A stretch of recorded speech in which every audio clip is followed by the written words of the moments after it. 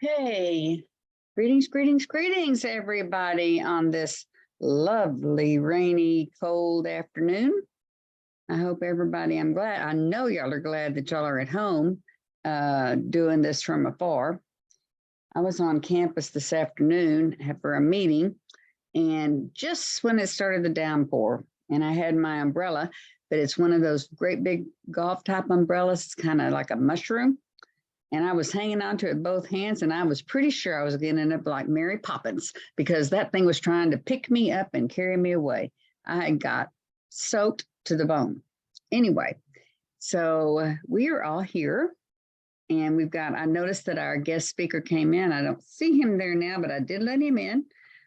Are you around? There you are, Jeff. Okay. And sorry, I thought I had my camera on. So we got a real treat in store for us today.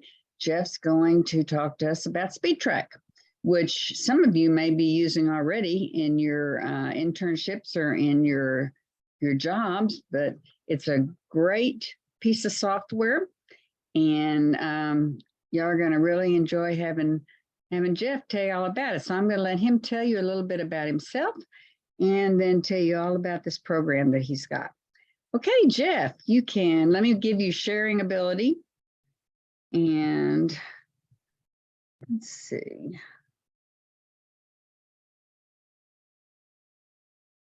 Okay, are you there, Jeff?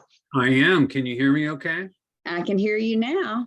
You were kind of quiet. I guess my reggae music got y'all mellow, huh? Well, I just wanted to, let you talk for a few minutes, and I figured I'd jump in when you were ready. Okay. Yeah, thanks for the opportunity, Linda. It's always a pleasure to do this. And thank you, everybody in the class, for letting me have some time with you. I'm the CEO of a software technology company in Orange County called SpeedTrack.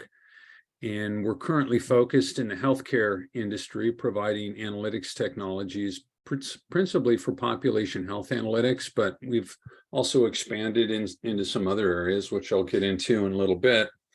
What makes SpeedTrack different is we actually came up with a new concept for information technology. And what sets us apart is all the other technology companies focus on the data. And we realize that it's not really the data that's most important, it's the information that can be derived from the data that's what's really important. And so my partner, who's a theoretical physicist, came up with the idea of, rather than focusing on how to structure data so you can store the data in some kind of a database, and then allow people to query or literally ask questions to the database. The problem with that is the questions have to be really specific. In other words, show me all the people from this zip code that had this diagnosis, that were this age and went to this hospital. And then you send that question to the database and it'll answer exactly that question. But you don't know what you might be missing if you would have asked the question a little bit differently, because you have no idea what else might be in the database. It's kind of like shooting arrows in the dark. So what we did is we invented a system that, rather than focusing on the data, we focus on the associations that exist in the data. So for example, using the example I just sent a minute ago, if you want to look for people in a certain zip code, you ask the question about that zip code and it shows you everything else associated with that zip code. So rather than just putting your question all together at once and sending it against the database and then seeing what comes back, you actually explore and navigate through the data or the information and continuously be presented with other information that might ask or might spur additional questions for you to ask and provide answers that you never thought of looking for. So in essence, that's what SpeedTrack is. And what I'm going to spend some time doing tonight is I'll show you a demonstration of an application we created for Cal State Long Beach, specifically for students. And it's exactly like our production application that we make available to hospitals and health plans all over the state. The only difference is this application that you guys have access to or will have access to has all fictional data in it for private health reasons. We don't want to show you information associated with your neighbors and stuff like that. So It's completely fictional data, but it looks exactly like our production system that hospitals use. You wouldn't know the difference unless I told it to you. So I'm going to jump in and walk you through what SpeedTrack does, how it works, provide some examples, and the types of things we're doing in healthcare. And I encourage you to ask questions as I go through this. Either use the chat, or feel free just to unmute and ask as I go through this. I won't be offended, I promise. Linda, is there anything else you wanted to add before I jump in? Sorry, I have myself muted. I think you're doing great, and we do have a full class, and we also got a couple of grad students in here, so I'm sure they'll be banging your bell too, because they're out there working. Excellent, excellent. And like I said, I encourage questions. So I'm just going to take my time and walk through this thing, and I'll pause every once in a while and see if anybody has some questions. But like I said, feel free to just speak out or raise your hand or what have you. So you can see my screen. Can you see my screen, Linda, I assume? Yep, we're looking at population health decision support. All right, perfect. Now I'm going to bring up the application. And first thing I'm going to do is just kind of walk you through what it is you're looking at. I'm going to start off in the lower left-hand corner here. You can see it says search results. And there's currently over 90 million patient encounters in the platform, which... Okay, we don't see that. Really? Yeah, we're still looking at your head page. Oh, okay. Let me see if I can change that. Thanks for letting me know. Sure. Sure why that is, but oh, I see what's going on. Okay. Let me try this. You know, there's something about the way your Zoom is set up at Cal State, because this happens every time I use yours, and it doesn't happen with any other of my other meetings. But anyway, we'll deal with this way. I'm just going to have to change my share every time I do something else. So now you can see the SpeedTrack interface. Is that correct? Absolutely.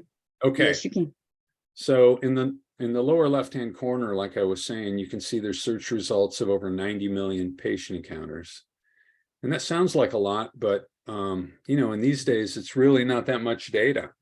We've got implementations with over 1 billion records in them. So this frankly isn't that much, but we'll walk through and I'll show you how it works. The second thing I want to point out is up here where my cursor is, we're actually integrating information from 3 separate data sets. There's an ambulatory surgery data set with about 10.5 million patient encounters in it. There's an ER data set with over 61 million ER ED visits in it. And then there's the inpatient data set with over almost 19 million inpatient visits in it.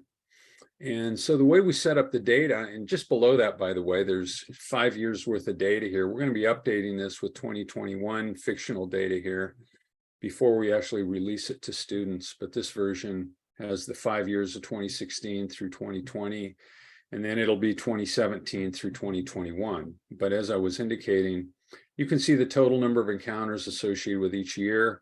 You'll notice there was a big dip between 2019 and 2020 because of COVID, and we'll get into that a little bit, and I'll show you some COVID analytics. But the way this is set up, you can see these tabs up here. I'm currently in the patient dashboard tab, which provides some information on the breakdown of the sex, race, ethnicity, and age ranges associated with the patients that are in the data. And as I click in the different tabs, it gives you other information on other aspects of the data.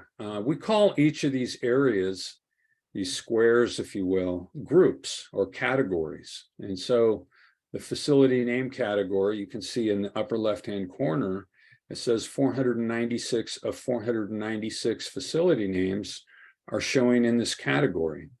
And every category is sorted in descending order of frequency or the number of patient encounters associated with the information in that category. So in this case, Kaiser Foundation Hospital of Fontana has the highest number of patient encounters of any of these facilities or hospitals at almost 1 million patient encounters over the last 5 years. And likewise with city and community, you can see the cities and communities with the greatest number of patient encounters that came from them.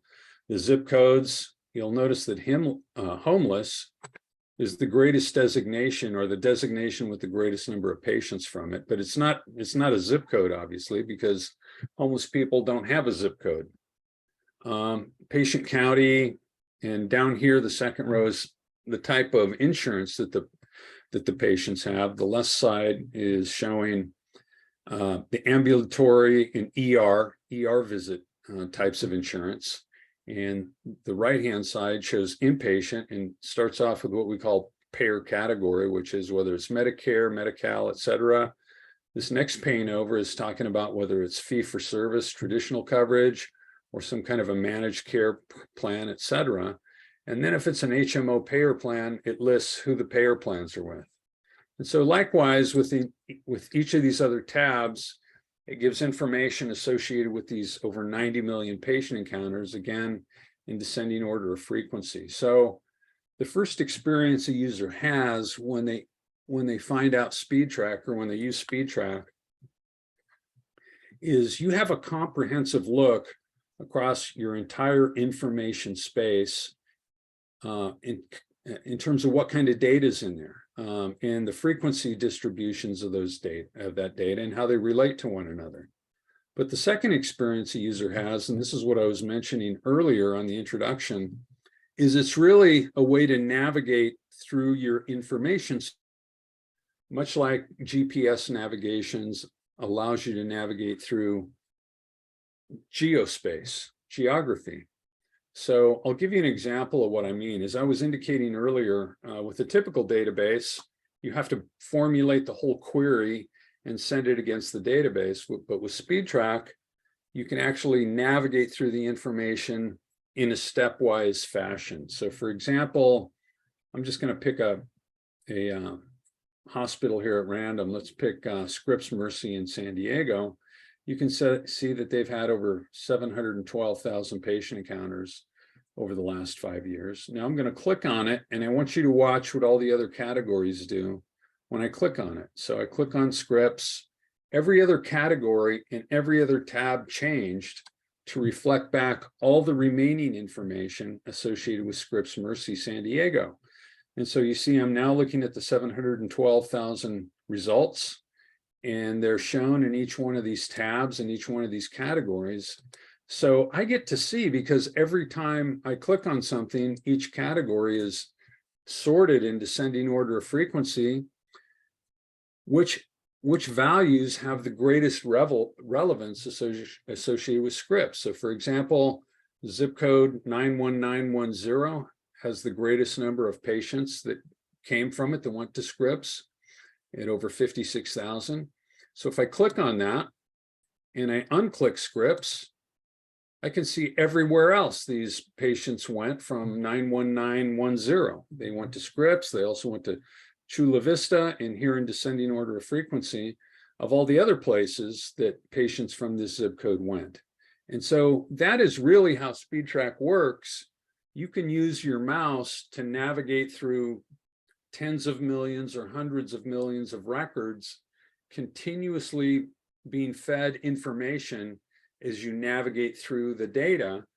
And that's important because you're exposed to information that you may not have ever thought of looking for. So I'm going to pause there for a second and see if there's any questions before I jump into the next part of the presentation. Where does the data come from? Great question. So the principal source data comes from a state agency that used to be called OSHPD, but now it's called HCAI. HCAI. And by law, every hospital in the state of California has to submit their data to HCAI for emergency room and ambulatory surgery data every quarter, and for the inpatient data twice a year, every 6 months. So what happens is it gets to the state, and the state takes it, and then they aggregate it, and at the end of the year, they make it available back to all the hospitals. And so what SpeedTrack does is we have subscriptions with many of the hospitals throughout California to take that data that they've received from HCI and host it on our system. But when we do that, we integrate it with a lot of other data sources like CMS and AHRQ and the US Census Department, and several other data sources that I can't remember right now. But that was a great question, Alfredo. Is there any other follow-up questions? Yeah. This kind of reminds me of Access, kind of, where you can pull up information using queries. Is this like a similar type of process for the software? It's absolutely completely different. And the reason it's completely different is we don't, Access is a database. So what Access does is they take the data and you have to put it in a certain structure, like an Excel spreadsheet, right? Yeah, So, like, it's like kind of imported. yeah, so you import it, but it's still a structure in Access. And then, like you were saying, in order to get information out of Access, first of all, you have to know what's in Access. And then you have to formulate your question in a query that Access can understand. And if your question has an answer in Access, then it'll give you an answer. But if your question doesn't have an answer in Access, it won't give you anything. So what makes SpeedTrack different is a few things. Number one is we don't use a database. We invented a new approach where, rather than, like I said earlier, structuring and storing the data in a database, our software captures all the associations between the various data elements, which I'll get into in a minute. But more importantly, what that does is that allows people that don't understand query language to write a query against a database like Access, but they do know how to click a mouse to explore large amounts of data and do very complex queries without realizing that's what they're doing. And the second thing is, like I mentioned ago with Access, you really have to know what's in the database, the Access database, to formulate a query. And not only that, like I said, if you formulate a query that doesn't have an answer in the database, you get nothing back. But with SpeedTrack, you can see everything that's in the data just by looking at the interface.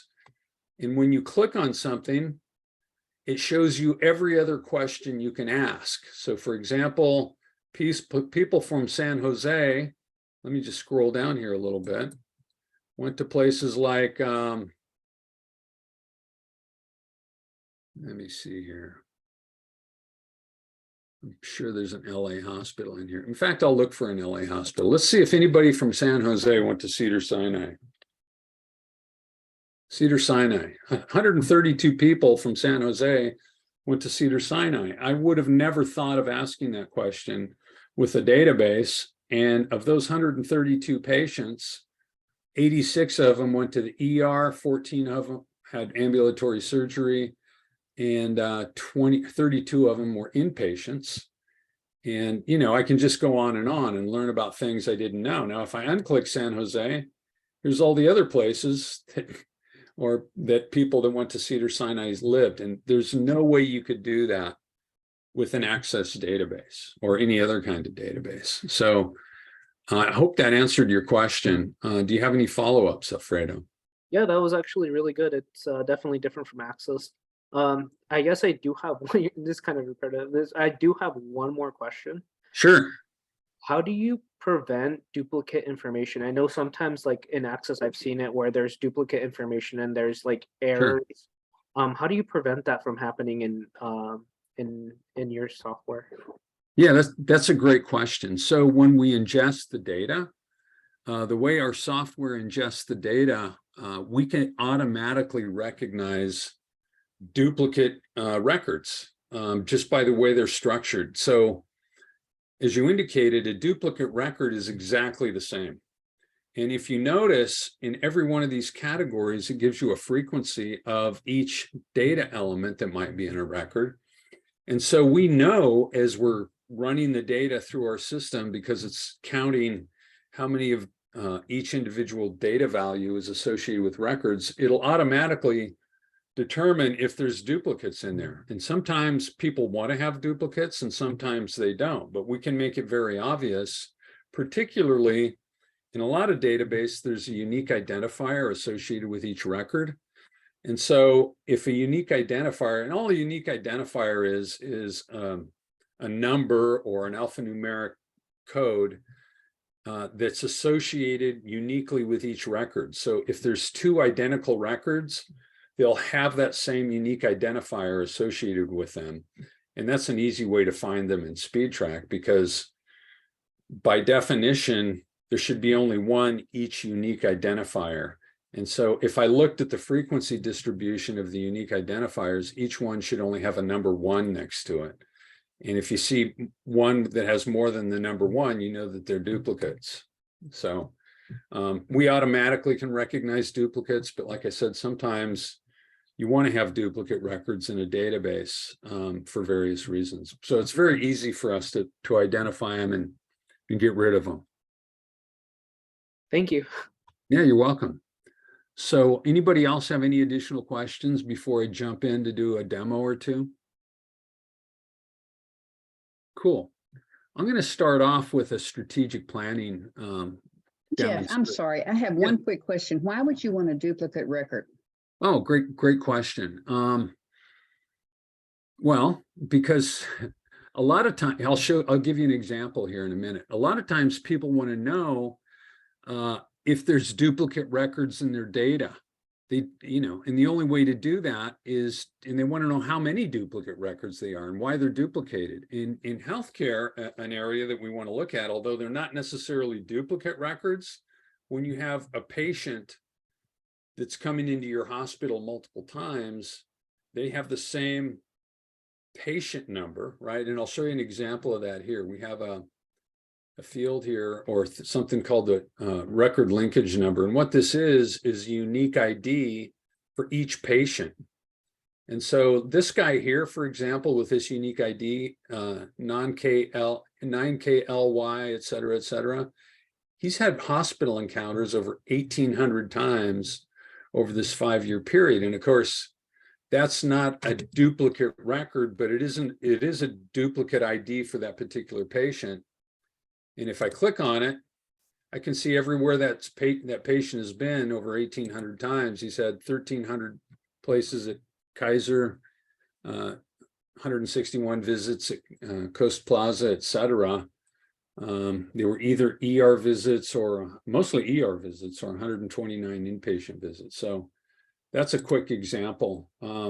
Any other questions? No, thank you. That answered. After you said it in those words, and I realized what the duplication meant. Okay. Yeah, no problem. And please feel free to interrupt, like I said. So I'm just going to pick a hospital somewhere in the state of California. Let me see, Fresno. Community Regional Medical Center in Fresno. I'll click on that. And let's say I want to do some strategic planning for their inpatient discharges. So I'll click on the inpatient checkbox here. So with 2 clicks of the mouse, I've isolated all their inpatient discharges over the last 5 years. And now what I'm going to do is I'm going to remove the normal newborns. And the reason that's important when you're doing strategic planning is normal newborns, 2 things. One is there's one admission, the mom, and then there's multiple discharges depending upon how many babies she has. And so that kind of throws things off. But then more importantly, normal newborns, they don't take up much utilization in the hospital. They just kind of show up and then they leave. So it really doesn't add any value, and it can kind of distort your analysis if you're including them. So I'm going to remove them by just right-clicking on it, click on negate it, and I should have pointed this out earlier, but here's the query I'm building.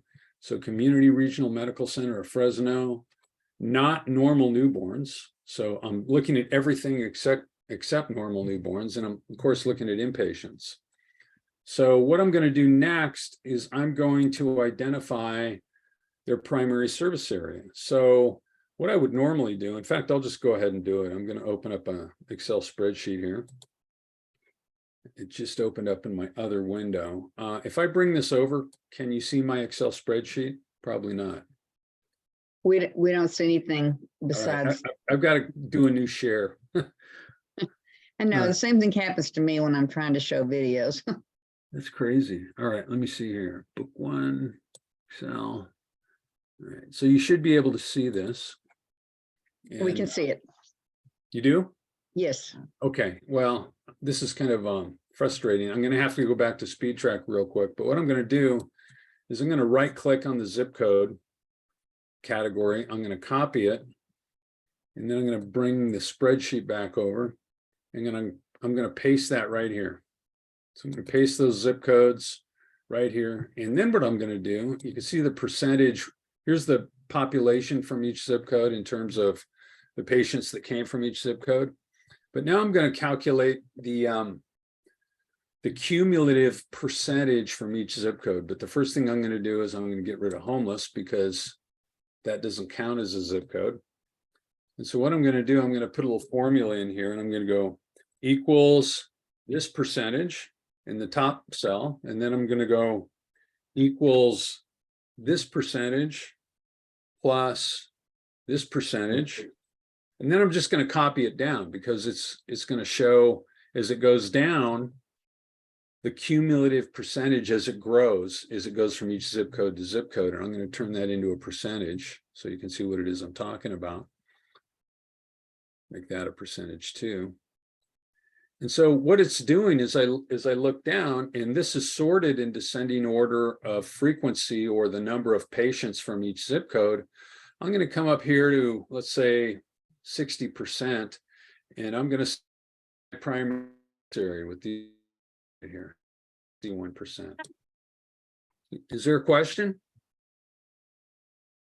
Okay, then what I'm going to do is I'm just going to copy these zip codes, and I'm going to go back to SpeedTrack, which means I'm going to have to do a new share here. Where the hell is it? Oh, there it is. Okay, and I'm just going to paste those zip codes right here. And so this will be what I'm calling my primary service area. And so I can see that it includes these zip codes. And what I'm going to do now is I'm going to create a map for these zip codes, my primary service area, and have a look at what it looks like. So I just click on this button down here. It's going to show me a map of my primary service area, where my hospital is located. So for here's my primary service area. Actually, there's an outlier zip code over here, but we can take care of that in a minute. And it's showing me, in this case, it's showing me per 1,000 population for each zip code. Yeah. We're not seeing, are we supposed to be seeing some sort of map? You are. I got to change it again. Okay. This is nuts. Okay, here we go. Yeah, every time I go to a different program, I have to change it back. So here's the map. As I was indicating, it's showing per 1,000 population for each zip code, but I can look at it as the total number of discharges from each zip code, which is kind of nice, because these zip codes here in the red is where the highest number of patients come from that go to this hospital. So Community Regional in Fresno. But now let's do some fun stuff. I'm going to change this back to SpeedTrack now. And while I'm doing that, is there any questions on what I've done so far? Okay, you said you were changing back to SpeedTrack. That map was part of SpeedTrack also, though, Oh, right?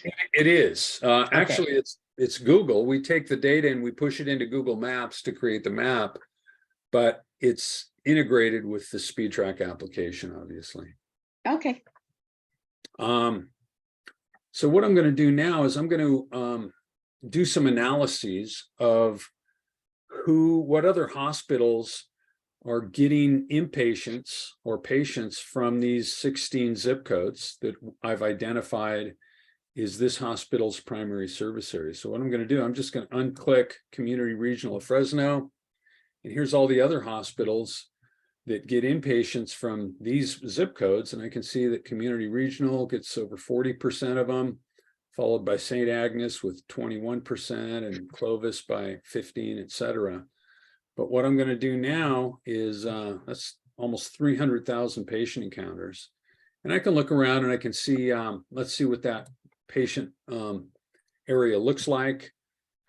Almost 60% females, only 41% male that are going to the hospital. That tells me that there's probably a lot of childbirth going on here. Here's the breakdown by race and ethnicity, by age range. This is a little bit unusual. Most of the areas I look at in California have a higher percentage of people over 65 that are going to the hospital. This has the greatest number coming from the 35 to 64-year-old age band. And if I come over here to what we call the DSG dashboard, this tells me what they're going to the hospital for. If I look down here in the inpatient service line, is I suspected a lot of obstetrics, followed by general medicine, cardiac services, etc. So let's go ahead and I'm going to push all this 300,000 records into an Excel spreadsheet, which means I'm going to have to switch the view here again. But before I do that, I'm going to click on this report template, and you should be able to see this little window pop up. Can you see that? No. Okay. Well, there's a little window that popped up that's part of the SpeedTrack application. And it just gives me an opportunity to export all this data into a spreadsheet. And the report I've chosen is what we call inpatient market share macro. And so I'm going to push this data into that spreadsheet. There it is. We see a window now. Oh, that's great. And now it just went away, right? Yep. Okay. Well, what it's going to do is it's going to take a minute or two to take those 300,000 records and create an Excel spreadsheet for them. But as soon as it does that, I'll open it up and we'll look at that spreadsheet in Zoom, and I'll show you how we can convert that data into a bunch of charts and graphs that are very useful for doing some strategic planning analysis, which is one of the use cases we're going to be providing for undergraduates as part of the curriculum next semester.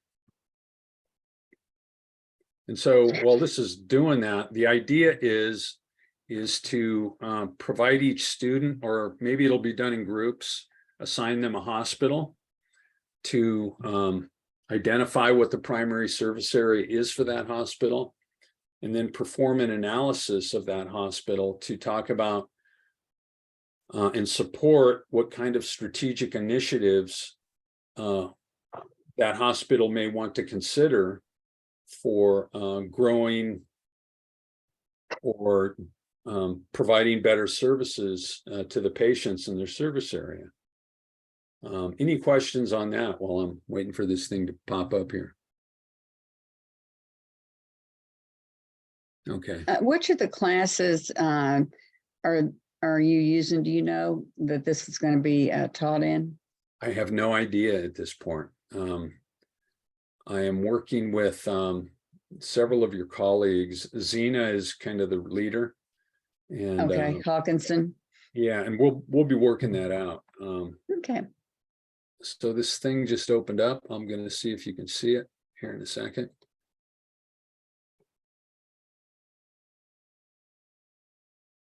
Okay, let me, I don't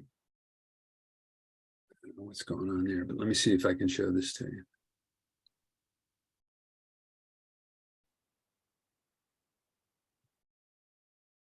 All right. Can you see this?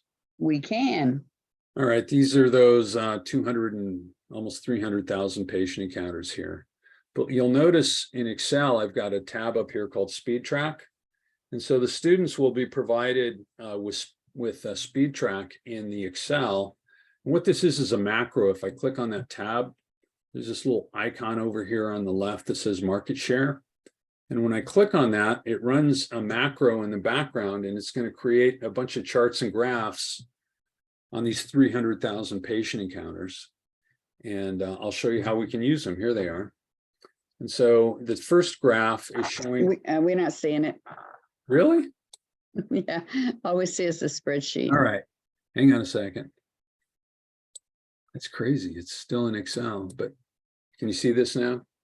We can. Okay, so the first graph up here as I scroll down is a pie chart of the most recent year, in this case is 2020, and it's showing the breakdown of the top 10 hospitals that have received patients from the primary service area that we defined. So as we indicated earlier, over 40% has gone to Community Regional Medical Center in Fresno. But as I scroll down, here's the next chart, which shows the volume for the last 5 years for the top 10 hospitals, the volume trend for the top 10 hospitals, and whether it was positive or negative in terms of total volume. And then the next one actually shows the percentage market share difference over the last 5 years for each hospital. And you'll notice that these are a little bit different. So for example, let me see, Community Regional went from 26,000 down to 23,000. But when I look here, it looks pretty flat, at least for the last 4 years in terms of the percentage market share. So what that tells me is the market has been getting smaller, right? And what the second hospital went from 18 up to 21% with a big hump in the middle. Oh, that's pretty similar, I guess, the shape of that. But it's interesting to look at the difference, the volume changes and the market share changes. And then when I scroll down, it gives you these tables that show the volume change over this period of time and the market share change for each hospital. But it also shows you the total volume change over this period of time. And as I indicated or suspected, it went down in total volume over this period of time. And part of that was due to COVID in 2020, but it was even going down before that in 2018 and 2019. But the neat thing about this is we can create a ton of charts and graphs off of this because there's this filter tab down here. And if I click on it, and we could add a bunch more categories here that we could filter on, but let's say I just want to look at the patients that had Medicare.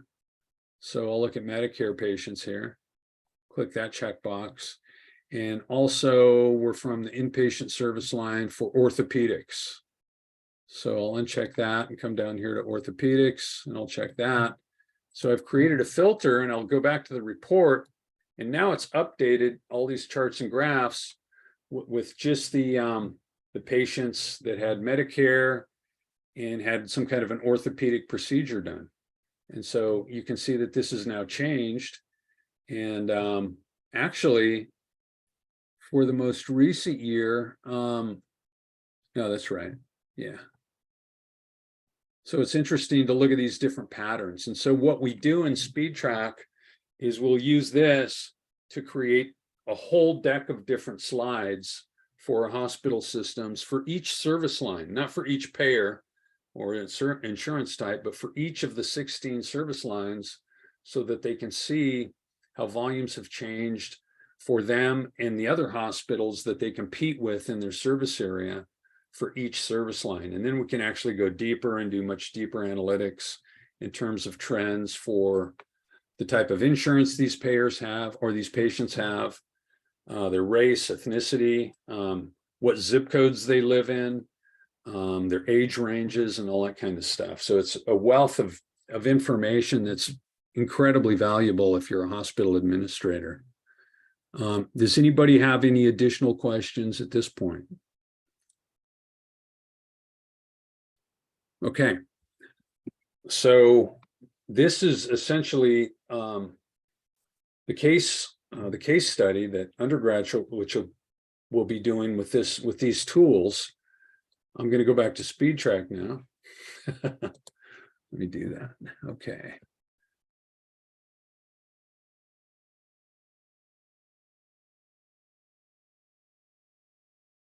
Okay, so what typically happens when a hospital runs that type of an analysis, they hand it out and they walk through it with their executives that are responsible for strategic planning.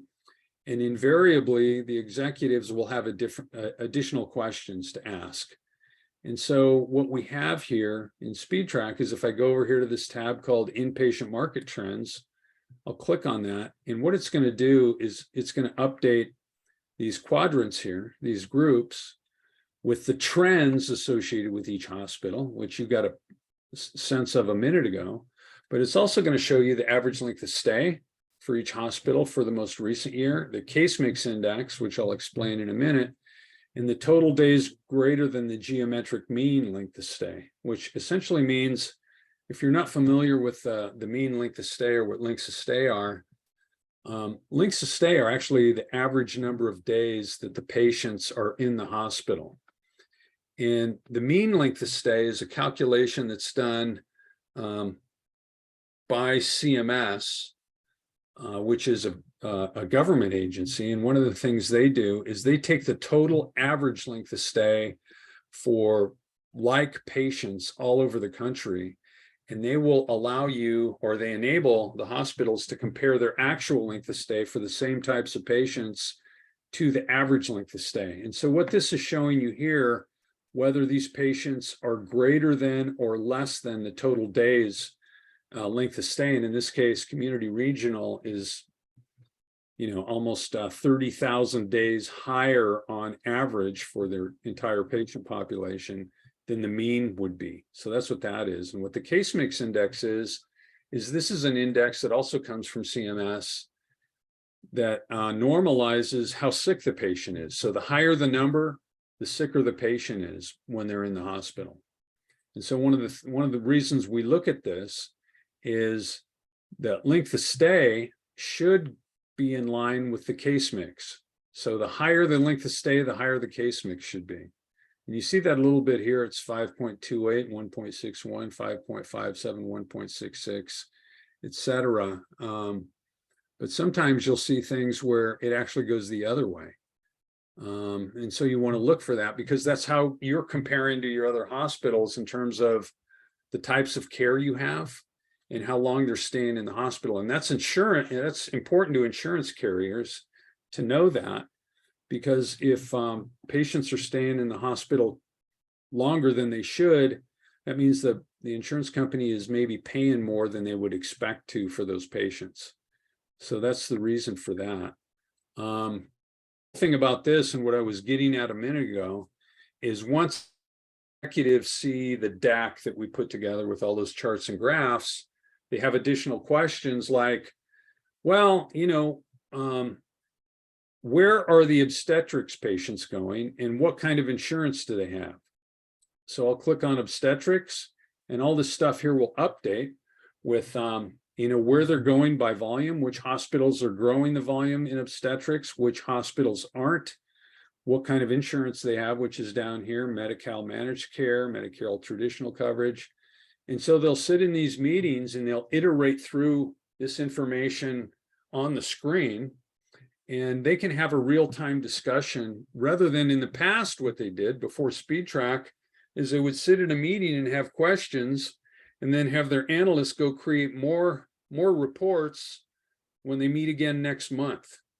So now they can actually ask questions and explore them while they're all together in the same meeting all at once and get their questions answered. So I can see here the Community Regional actually declined significantly in their obstetrics over this period of time.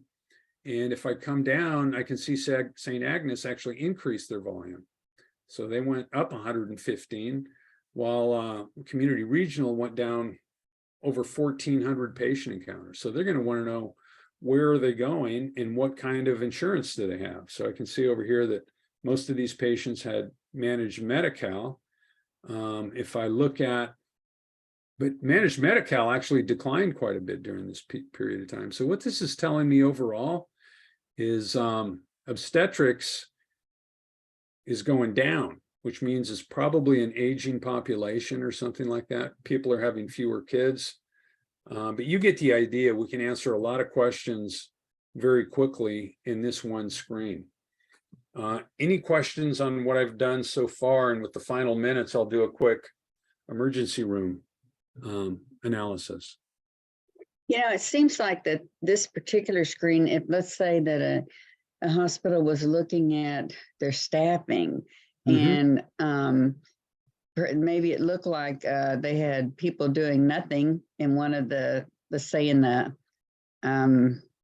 ICU ward, just for say, and then you're looking down maybe to orthopedics and they're scrambling to get anything done. So is this another way of looking at it and seeing where maybe their staffing needs to shift? Not in this application. And the reason why is, unfortunately, we're not keeping staffing levels in here. It doesn't come with this particular data set. We do that with some other data sets. But where this is important in a similar vein, and I get this question all the time, is to help hospitals understand where they should be recruiting physicians. I guess I didn't say it right. That's what I was trying. Yeah, I guess that's what I was trying to get across was if they're lacking what it appears to be like there's a lot more traffic going on in one area. That's exactly right. So they can see that they need to recruit. For example, here, well, pulmonology increased significantly, but I can tell you why. That was because of COVID in 2020. You know, most of the other service lines declined over this period of time, but let's just look at 2016 through general medicine increased through 2019. Pulmonology was about flat. Cardiac services increased during that period of time through 2019. So they might want to they might want to recruit a cardiac doc. And so they can show the doc that, hey, you know, volumes are increasing. We can support your practice. We'd like to recruit you to come to work for our hospital. And we've done a lot of work like that. In fact, I got a call from a CEO one day, and he said, listen, I'm at lunch with a urologist, and he wants to know for our service area how many, you know, urology operations or procedures were done from our service area at any other that went to any hospital last year. And so I looked it up and I told him while we were on the phone, and he went and talked to the urologist, and he decided to come on board. It was a 5-minute conversation.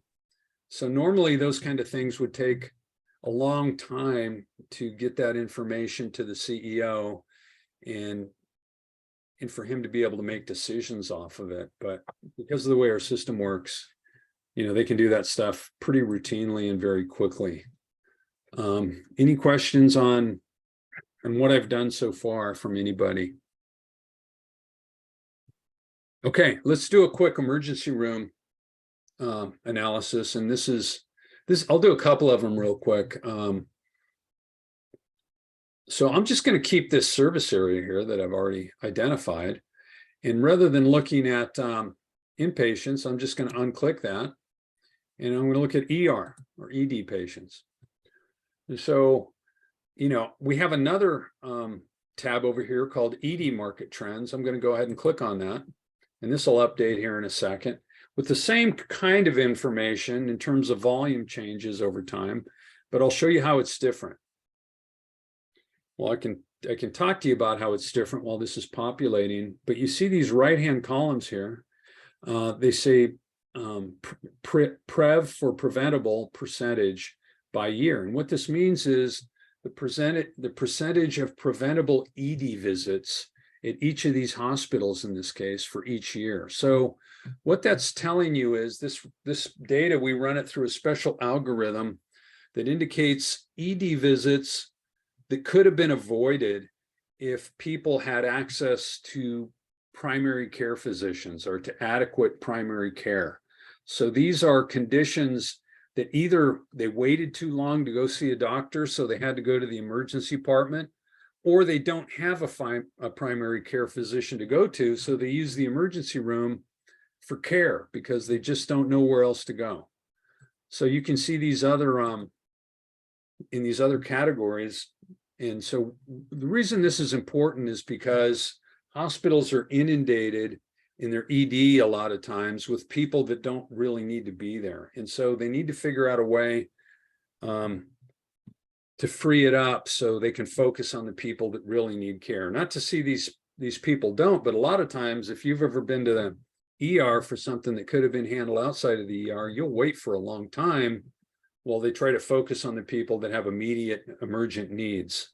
And so this gives them an idea of what's driving that and where these people are coming from. So they can, you know, I did a couple of studies not too long ago with some hospitals that wanted to understand where the people are coming from that have avoidable conditions that didn't necessarily need to come to the ED, so they could look at putting some clinics in those areas to better serve that community, so they didn't have to come to the emergency room. And so you can see here by looking at this that number one, you can see that Medicaid has a much higher percentage of avoidable visits than Medicare Part B. And this is very typical. This is very typical. And so you can also see that adolescents and newborns have a much higher percentage of avoidable visits than older folks do. And the reason for that is, a lot of times parents, especially when they're young kids, they panic when there's something wrong with the kid. And of course, if the kid is too small to talk, they want to just get them to a doctor right away. And if it's at night, they just go to the ER.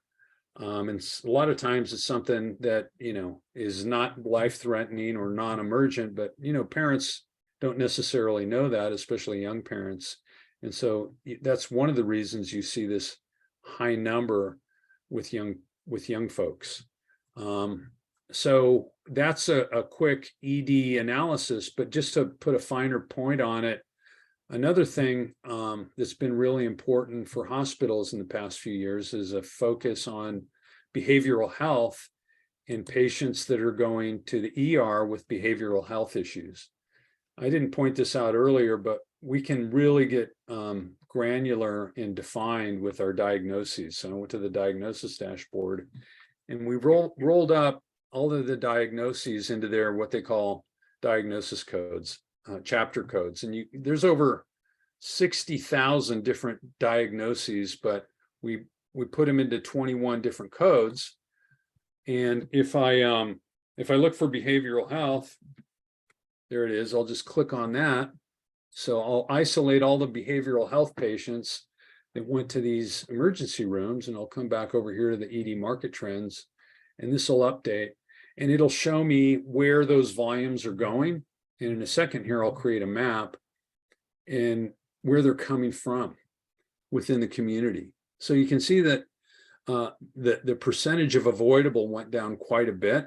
That's because most mental health is not avoidable. There's really nothing you can do about it. When you're having a crisis, you've got to see somebody.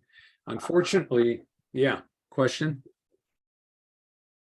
Unfortunately, a lot of the ERs aren't really equipped to handle it.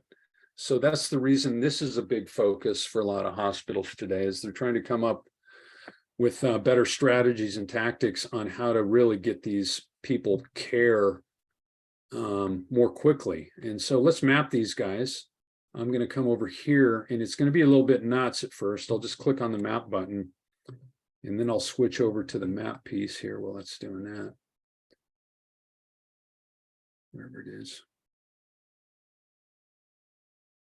Where are you? That must be it there. Let's see. Is that it? Can you see it? We don't see it. We still see this be tracked. All right, hang on a second. There we go. I see it now. Okay, so this map looks a little nuts. And the reason it looks nuts is because people from that service area went to EDs all over the state of California, or emergency rooms with behavioral health issues. But what I'm going to do is I'm going to remove the hospital markers by clicking on this. And you can see here's the area I defined in Fresno. I'm going to zoom into Fresno. And then I'm going to look at it instead of per 1,000. And so here's where those people are coming from, the zip codes with those mental health issues, right? And so we know that maybe we need to establish more clinics or better outreach within these communities where these behavioral health issues are occurring at a higher rate. So frankly, that was just the tip of the iceberg. I hope I gave you an idea of the kinds of things that we do and the reason we work with hospitals all over the state of California. Are there any questions before we call it a night? I have a quick question. Just with the behavioral health, I'm just curious. You're showing that it's from a certain zip code. or it appears. Yeah. In this instance. And is there a way, because you said that y'all pull in census data also, is Yeah. there a way to look at like the socioeconomic status in that area, the ethnicity or the You bet. gender or any of those kind of things? Yeah, we Demographics? actually have a complement with two things. One in the SpeedTrack application, we have a tab. In fact, let me show you real quick. I'll show you something really cool. And let me just jump back over to SpeedTrack. But then we also, what I was going to say is we also have a complementary application that does all kinds of demographic and geographic projections for the whole state of California. So let me show you this. This is really cool. So you were asking about demographics and stuff. This will take a minute to populate, but this is a new module that we just created, and it's for social determinants and healthcare inequities. So what this top group here is going to show you by the hospitals that these patients went to. The second one here is obviously the zip codes they live in, and I'm going to focus on that. And so as that's populating, it's going to show the number of patients from each zip code. And this is all with behavioral health issues. It's going to show their average age, their percentage of preventable ED visits by zip code. Are we supposed to be seeing that now? Because we're just seeing the. Oh gosh, hang on. Thanks for letting me know. Yeah, you're supposed to be seeing it. Let me see. This drives me nuts. Yeah, Okay. I can just, I feel you. So here you go. What I was telling you is here's the facilities up here that we just saw. And it's showing the average age of the patients, the percentage of preventable visits. And this is the average number of chronic conditions for each patient, the percentage of females versus males, what kind of insurance they have. And then over here, their race and ethnicity as a percentage. So you can see that, let me see, the highest percentage for this hospital is Latino, which isn't surprising for Fresno, followed by the white population. And then we can look at it by zip code, which is kind of what you were asking. Right. I can see here that this zip code here, 93722, has or this one actually here, 3706, has a fair percentage an American zip code. And so I can look across very quickly and see how these zip codes are affected. And if I want to go across different diagnoses or procedures or anything I want, and I can, look at these things pretty quickly and create reports off of them. I haven't shown you how we can create a report yet, but let me just do a quick report on this zip code. I just copy this. And if I'm not going to go back and forth, but I can just paste it right into an Excel spreadsheet. And so you've got that report. Anyway, we're out of time, folks, but I really appreciate the opportunity to meet you tonight and share a little bit about what SpeedTrack does. Thank you so much. We really do appreciate it. I know this has given them a lot to think about. And, I just think I'm looking to seeing the inequities and thinking, there's a lot of information now out on, inequities in healthcare. And this looks like it'd just be a powerhouse of information. We're doing a lot of work throughout the state of California with nonprofits. And we just did a big project in Riverside and San Bernardino on their community health needs assessment. So it's a big thing. And this is another type of case study. We'll probably be working on this more with the graduate students, but I don't know. I'm waiting for the instructors to tell us how they want to use it. So, yeah, I know that a couple of them, I think Nora Go-To and a couple were wanting to, build some part of this into their program also. So you're probably going to be put to work, Jeff. Yeah, that's what I'm afraid of. Well, we really do appreciate it. Thank you so much. And I know it's given them a lot to think about. Yeah, well, thank you very much. Please reach out with any questions as they come. And I'll look forward to working with you more in the future, Linda. Absolutely. Thank you. Give them a big hand, guys. I can hear it already. Thanks, everybody. Bye-bye. Thank you. Bye-bye. Thanks, Alfredo. Thanks.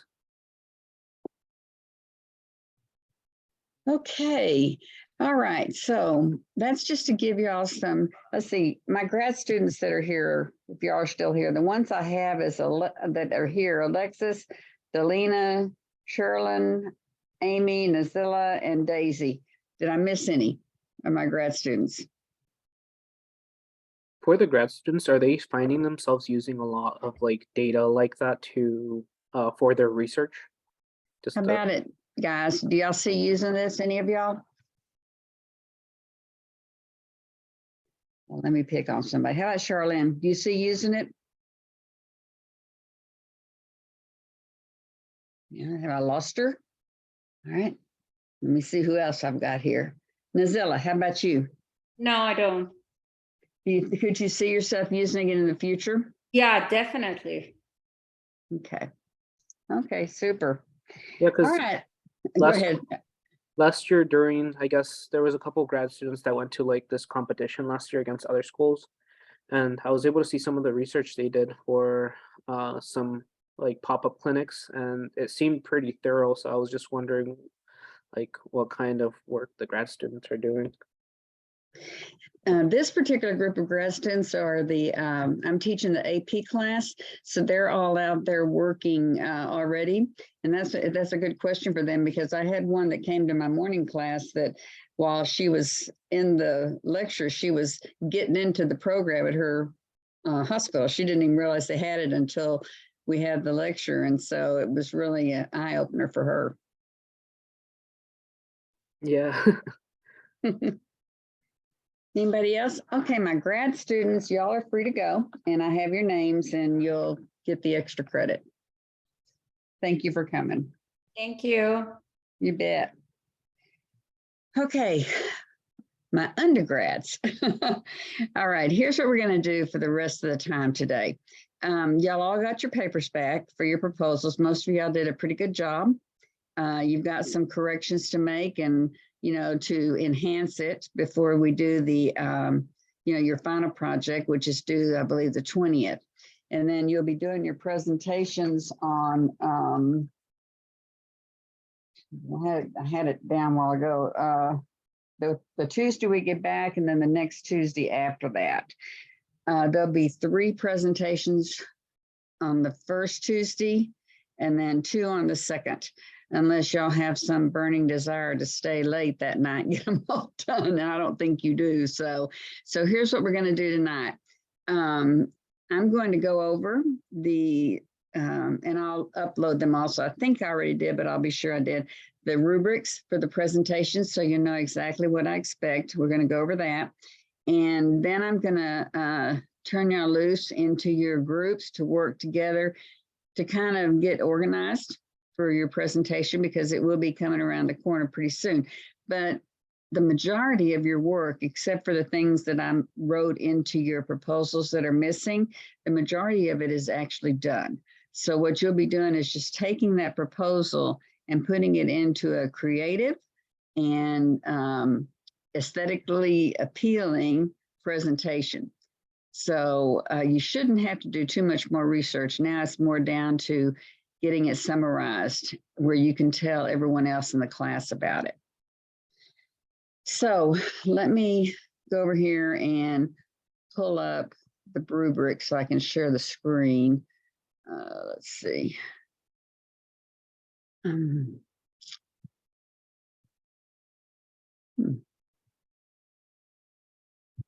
One second.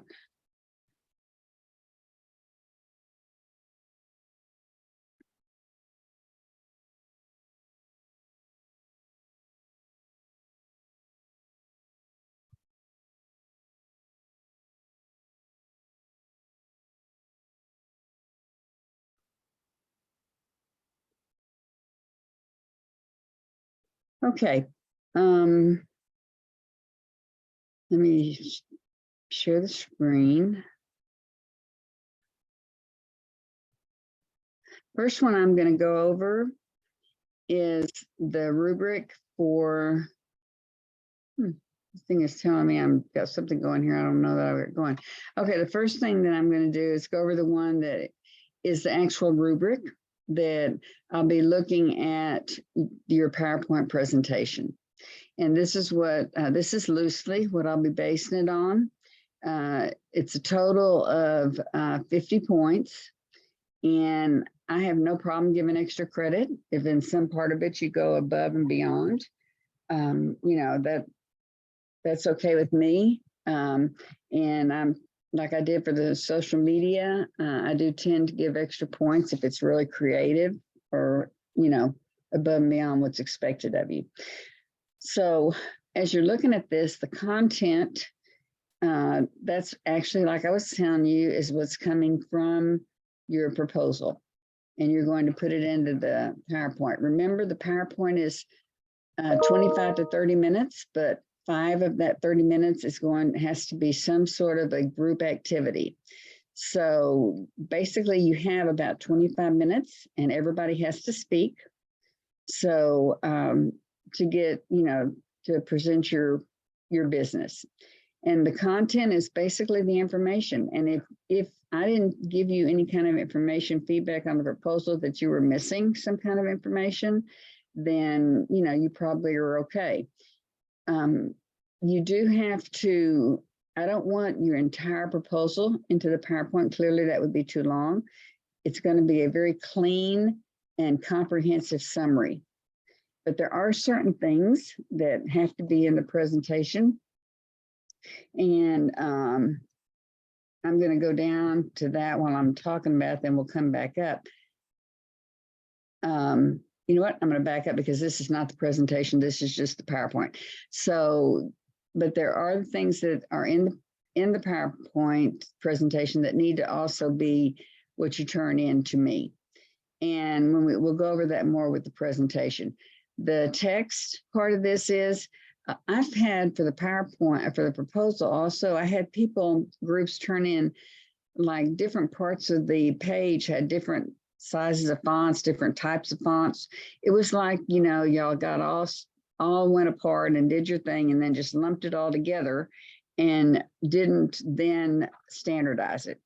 So you need to have the same kind of fonts. Of course, sometimes fonts are going to be bigger or smaller depending on what you're doing, but they need to be the same thing. I prefer Times Roman numeral, but some people use the Calibri, and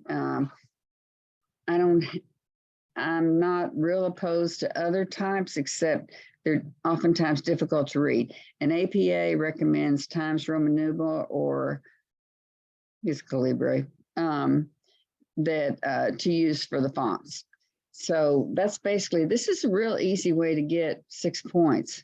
You know, just have a standard, you know, don't make sure you double check everything. The citations, I didn't take off that much in the citations for your proposal, but I did tell you to fix it. And so if it's not fixed on the PowerPoint, then more points will be taken off. Remember, if it's cited in the reference list, it must be cited in the text also. And then it has to be cited correctly. Don't depend on the citation makers because they will mess you up every time. I like to tell students, it's like when I was used to do web pages for Texas A&M before there were GUI pages where you could just put the information in, it would create it for you. I had to write the code for it. And then once they started having these pages like front page and some of these where all you just put the information in and then you could just move things around, the graphics were there for you, you know, it was much easier, but I still had to be able to go into the HTML a lot of times because there were things in there that I didn't like, or it was too messy in the HTML. So all these mechanized things, they don't necessarily do it the way you want to do it. So you need to know how to fix it. So don't totally depend on the citation makers. Okay, the graphics. Anything you put in there extra, like if you put a little video in there that y'all do yourself, or if you, you know, if you have really neat graphics or really well done, really looks good, really aesthetically pleasing, that's all stuff that might get you some extra credit. But to get the full 6 points, it needs to be neat, needs to be creative, and you need to have some graphics in there. to help define your point. If you don't, it's pretty boring. Okay, the writing mechanics, again, it's amazing to me how many people turn proposals in that had misspelled words. And you could, if you just put it in Word, the program will show you the misspelled words. It'll have little red squiggly lines or blue lines or whatever it happens to be. Just fix it. You know, all you have to do is click on it and Word will fix it for you. But when you don't fix it, it just looks like you haven't given it that extra push. You know, like you don't want to be turning something in like that to a company because they're going to think that you're messy, you know, and you don't care about what you're putting out there. Everybody occasionally makes mistakes or typos, but when it's clearly something that Word or Grammarly or any of those programs would fix, you need to fix it. You know, I can tell you when I used to hire people for the University of Houston, sometimes I got resumes that they would spell their name 2 or 3 different ways. Can you imagine? They didn't even proof it enough to spell their own name right. So it looks messy. Those kind of resumes I threw away. They may have been really well qualified, but I didn't want someone like that working for me.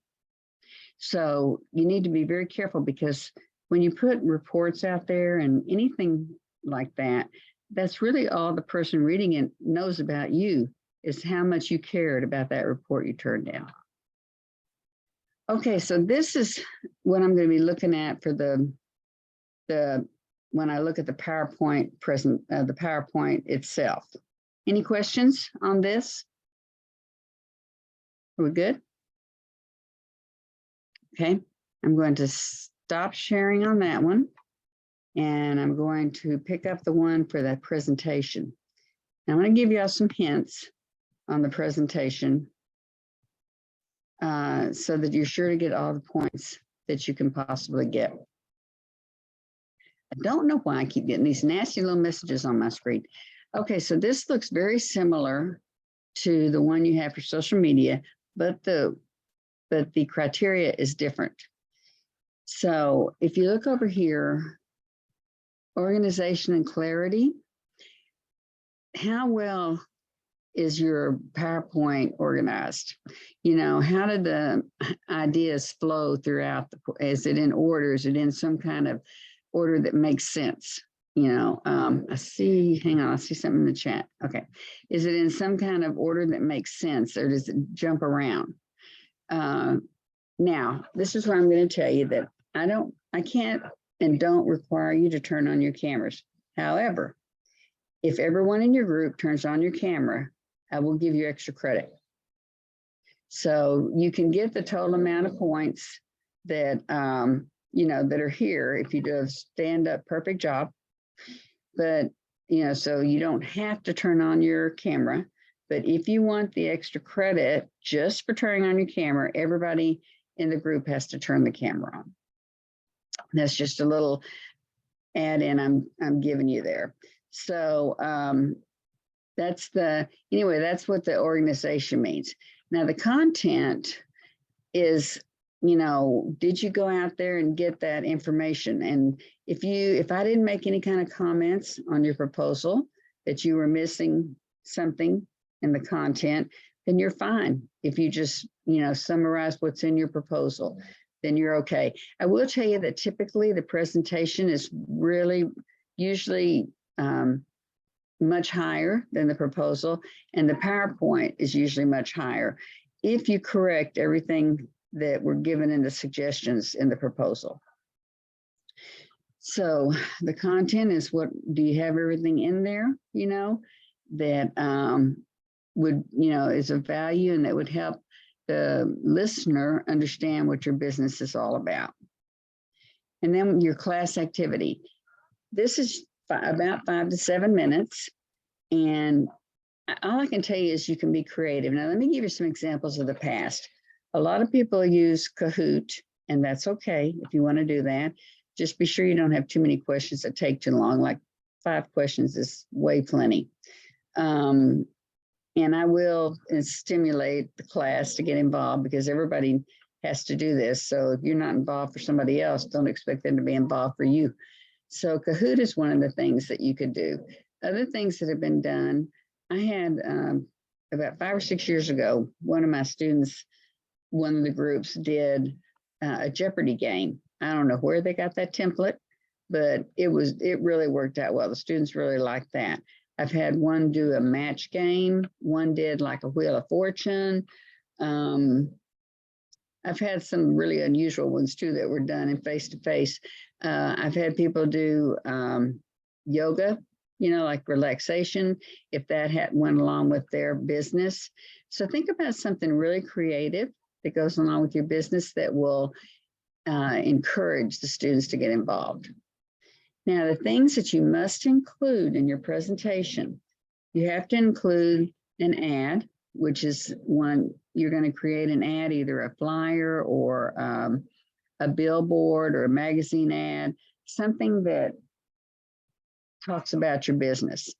And typically the students usually like to do the billboards. They seem to, I don't know whether they're the easiest or the most fun or what, but any kind of ad for your business is okay. Now, let me tell you what every semester, I knock points off for this. So I'm giving y'all a heads up, because I want y'all to do really well. And if you can have a beautiful ad that shows pictures and gardens and all kinds of things, but if you don't have your phone number, your website, your address, that ad's not worth much. And I can't tell you how many students have just had this beautiful ad, but when someone looks at it, they have no way of contacting your company. So be sure that you put that kind of information on whatever ad you do. The flow chart, this is the flow chart you did for the proposal. You need to show that to the group, preferably inside the PowerPoint, but if for some reason it doesn't fit, you can have a link and then show it off on a separate page from the PowerPoint. I prefer it to be in the PowerPoint. Same thing with the floor plan. Be sure with the floor plan that every room is labeled and that the dimensions of the rooms are there in the floor plan. And now this last thing we haven't talked about too much in class, way back at the beginning maybe, a needs assessment, which you'll have to present also. That one will probably be separate from the PowerPoint. You can just show it towards the end of your PowerPoint. But this is what the needs assessment that I'm looking for. It can be a Likert type scale. It can be multiple choice. It can be, short answer, but preferably Likert type or multiple choice. And this needs assessment, you're not going to hand it out to anybody, but I just want you to have the experience of building it. This needs assessment is what you would give to your target market. Let's say that you're fixing to open up a new wellness center, and you do a needs assessment. You can do it like a Survey Monkey or something like that, but you do a needs assessment of your potential clients or your potential customers, your potential patients. What would make your business more valuable to them? For instance, there's a pediatric, I think I've told you about this before, but there's a pediatric clinic in Tampa that my daughter goes to. And their hours of operation are Thursday through Sunday. And that's because, and they are doing a booming business because a lot of people work, during the week. A lot of parents work during the week. So for checkups and, all those kinds of things, this clinic is open regular hours on Saturday and Sunday.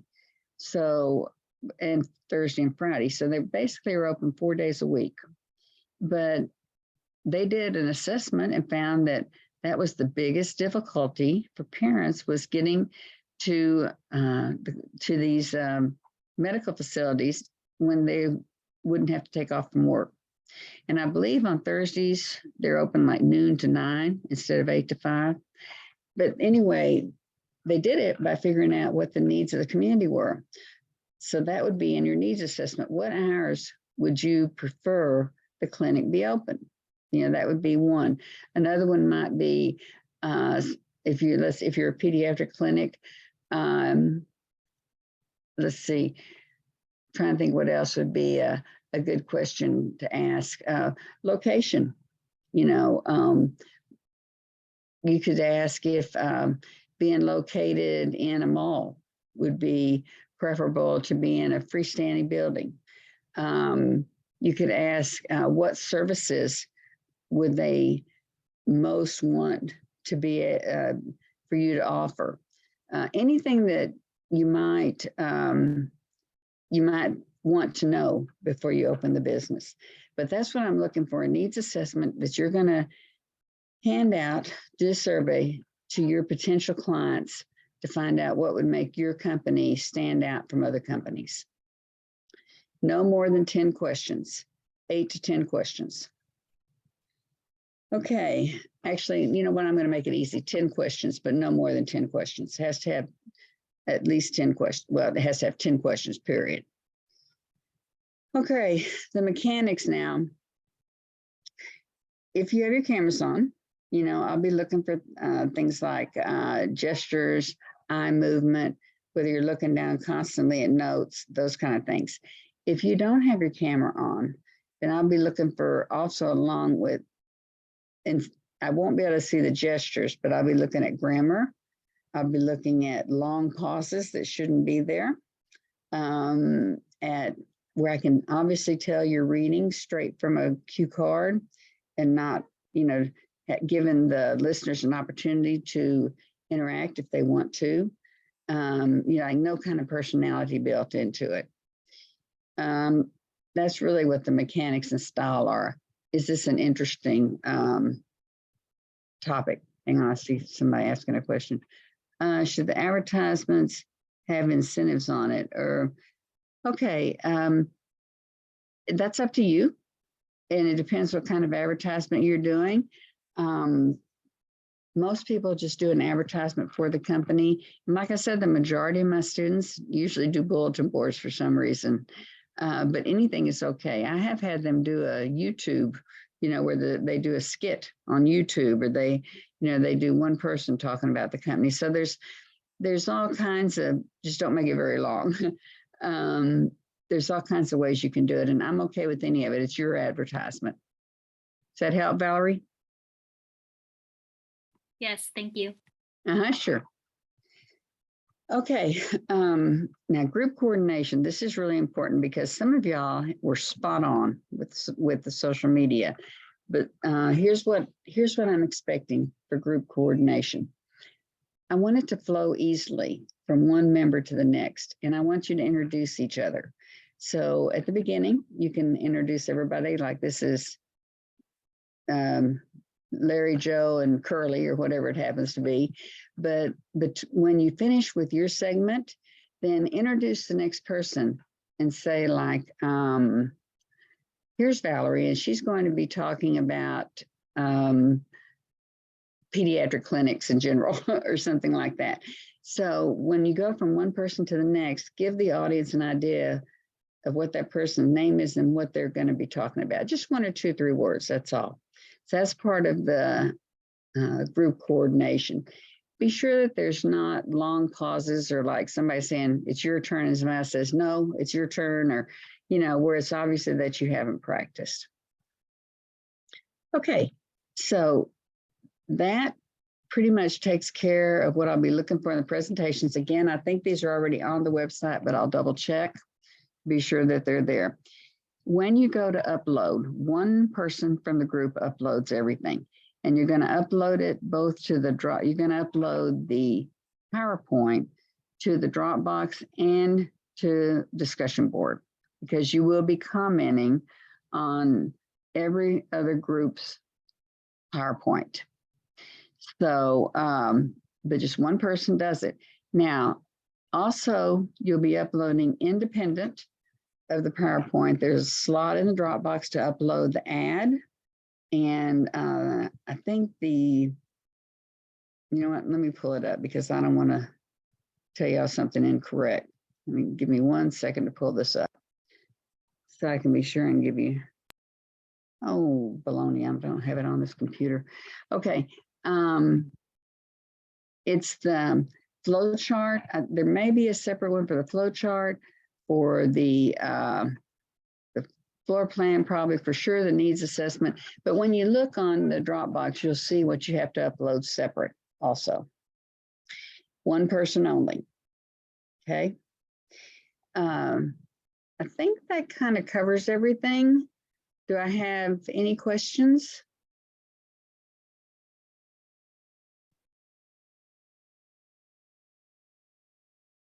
No, nobody? Are y'all asleep out there? Did the rain put you asleep? Let me see, who usually asks a question? Who can I pick on today? Ashley, are you good? Yeah, I'm good, Professor. Okay, super. All right. Just want to be sure everybody was still with me here. Caitlin, how about you?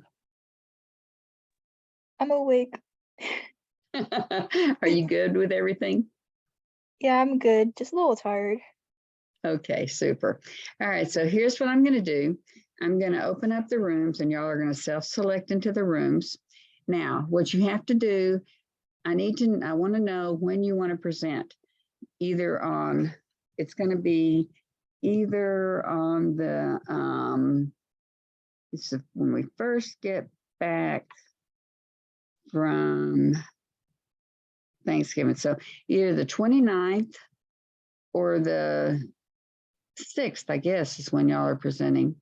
So tell me which day you want to present and if you want to be first, second, or third on the 29th or first or second.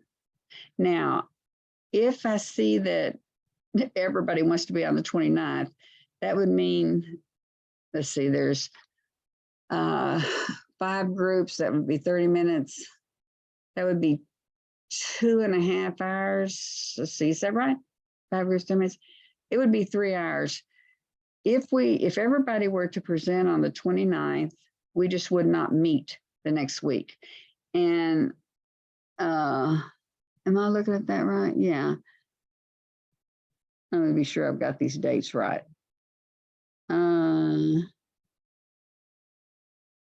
What is it? I think I got something messed up here.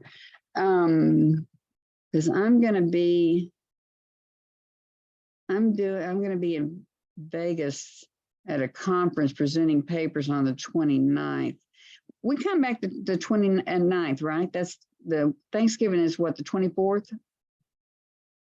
Yes. Anybody? Okay, all right. So the 29th then is the first one, and preferably 3 that night, and then the 6th would be the other 2.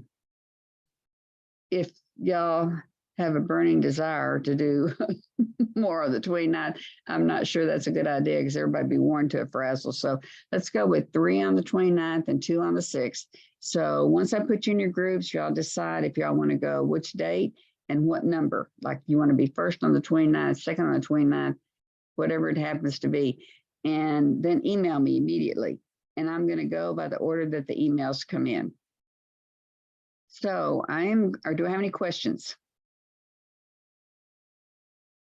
Okay, I am going to, let me stop the recording.